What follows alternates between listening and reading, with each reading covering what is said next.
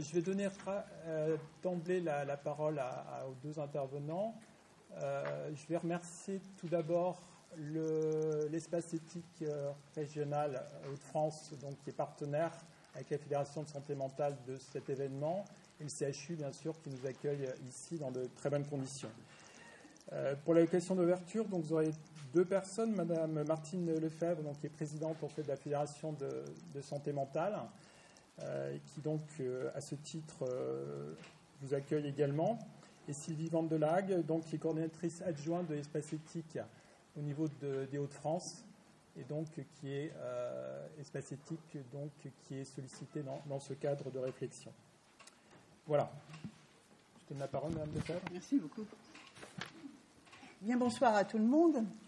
Je suis effectivement très heureuse d'être parmi vous aujourd'hui au titre de la Fédération régionale de recherche en psychiatrie et santé mentale des Hauts-de-France, qui est née Nord-Pas-de-Calais, qui est devenue Hauts-de-France lors de la création de la grande région.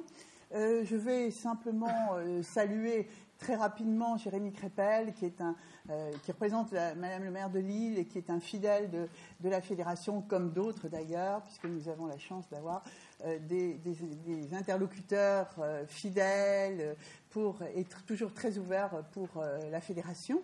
Et puis j'ai vu aussi qu'il y avait quelqu'un ou quelques personnes qui venaient de Moucron, et j'avoue que j'ai longtemps travaillé avec ma casquette ordinale, puisque je pense que tout le monde le sait, avec Grégoire Lefebvre, le directeur général de Moucron. Et bon, eh bien, si les personnes de Moucron sont là, qu'elles lui le saluent pour moi.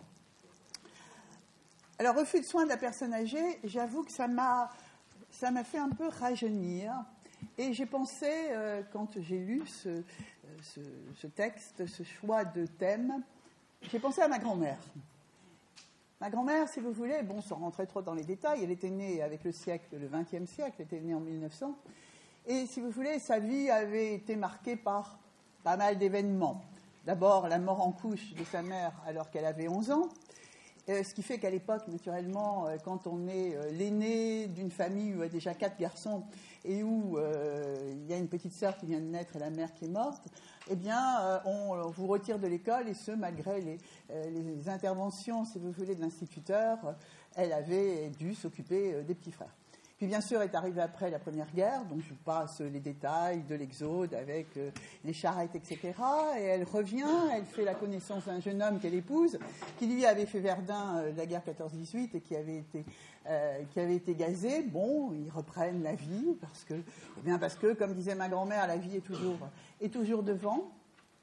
Et puis, elle se retrouve veuve à 36 ans, hein, puisque naturellement, il fait un infarctus et elle se retrouve veuve à 36 ans. À l'époque, il n'y avait pas de pension de réversion, il n'y avait pas de sécurité sociale, il n'y avait pas non plus d'antibiotiques, vous allez me dire. Mais bon, il faut relever la tête, il faut toujours avancer.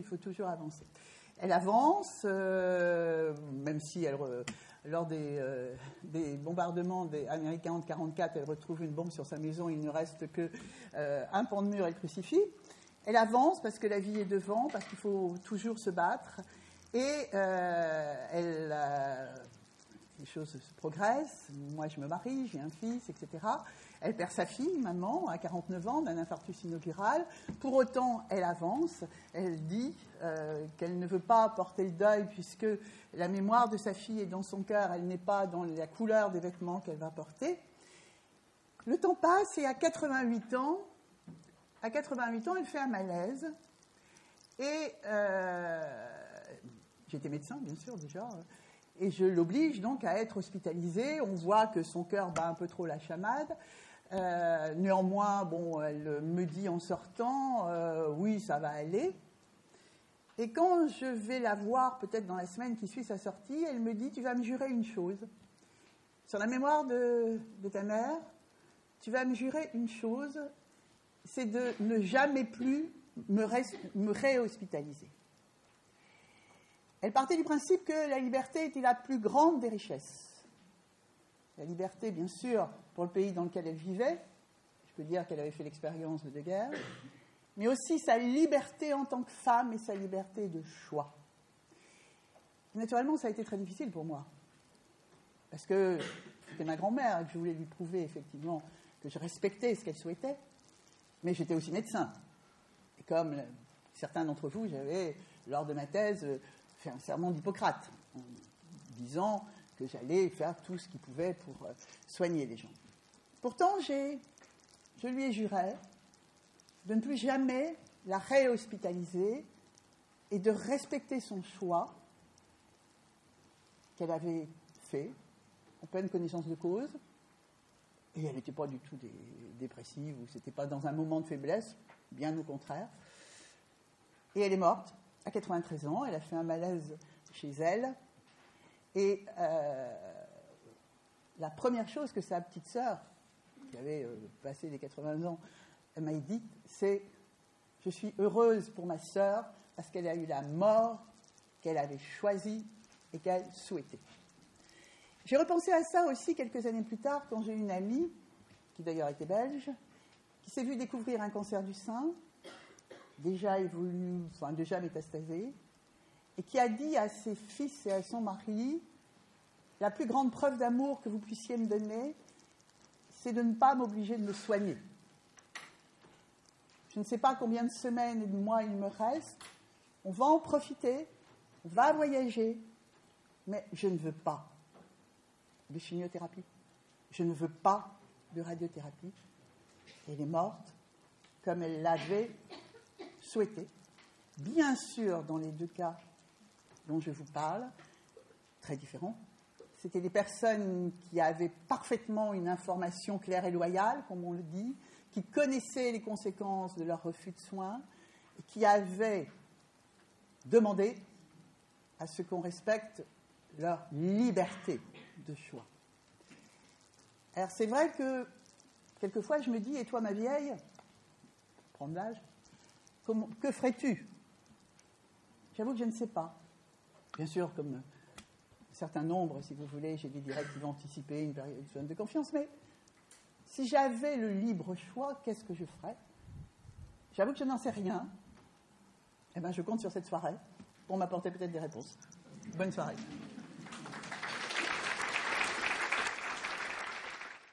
Bonsoir à tous. Je vous prie de bien vouloir excuser le professeur François-René Pruvot qui ne peut pas être là ce soir et qui m'a donc demandé de dire quelques mots à sa place. Donc je suis Sylvie Vandolage, coordinatrice adjointe de l'EHU et non de l'ERR. Donc une petite rectification qui me tient à cœur. Donc c'est l'espace éthique hospitalier universitaire, celui du CHUBIL est rattaché à la fac de médecine. Donc quelques mots de remerciement bien sûr pour cette invitation, ce partenariat. Remerciements à la FERSM, à l'espace éthique en santé mentale, plus particulièrement donc à Pierre-Une et Thierry Danel. Et merci également à M. Dournel qui a répondu à l'invitation pour modérer cette soirée. Donc c'est très gentil de sa part. C'est toujours un plaisir de travailler ensemble, d'autant que ce soir, le sujet nous concerne tous. Alors, il concerne un certain nombre d'entre vous, je dirais, professionnellement. Et puis, il nous concerne tous, bien entendu, personnellement, dans nos vies présentes et à venir, nos vies passées aussi, comme ça vient d'être exprimé. Que ce soit pour nos proches, que ce soit pour nous-mêmes, voilà, avec un petit peu de chance, on va tous devenir des vieux, comme on dit. Récemment, à l'EHU, on a eu l'occasion de travailler avec des professionnels du médico-social sur une thématique qui était soigner les personnes en situation de grande précarité. Donc, c'était dans ce même amphi. Et donc différents métiers du médico-social sont venus témoigner. Et c'était non seulement très touchant, mais très pertinent pour la réflexion éthique. Et ça pouvait être étendu, il me semble, à cette soirée. En effet, au cœur de ces témoignages, eh bien, il y avait non seulement le refus de soins, mais il y avait aussi l'absence de demande de soins. Et ces professionnels nous parlaient d'une relation de soins inversée.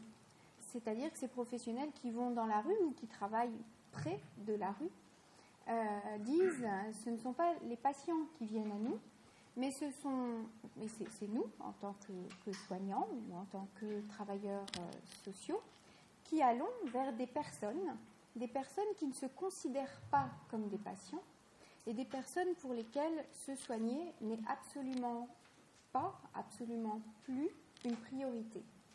Eh bien, il me semble que ce soir, on peut étendre cette réflexion au sujet du refus de soins des personnes âgées. Alors, sans aller trop vite dans cette soirée, il me semble qu'on peut pré-identifier 2 écueils face à ce refus, 2 écueils qui sont bien évidemment à éviter. Ce serait d'une part l'abandon, à partir du moment où de toute façon la personne a dit non, donc c'est tout, elle a dit non, on ne la soigne pas, on n'insiste pas et puis on passe à quelqu'un d'autre. Donc ça c'est un des écueils. Et l'autre écueil, certainement à l'autre extrême, ce serait un soin qu'on pourrait qualifier, si vous le permettez, de totalitaire, c'est-à-dire non seulement peut-être maltraitant d'une certaine manière, mais aussi un soin qui déposséderait la personne d'elle-même. Et dans un texte de 2008 qui s'intitule « Pour une médecine de l'incurable », on peut lire une phrase qui est éclairante, il me semble, certainement pas toujours facile à appliquer, à mettre en pratique. C'est une phrase qui sonne un peu à la Kant, on va dire. Toujours agir avec le patient comme avec une personne qui est le sujet et l'acteur de sa vie. Voilà, derrière ces mots, sujet et acteur, je pense qu'il y a du lourd. Ça représente un véritable défi. Je vous souhaite une bonne soirée.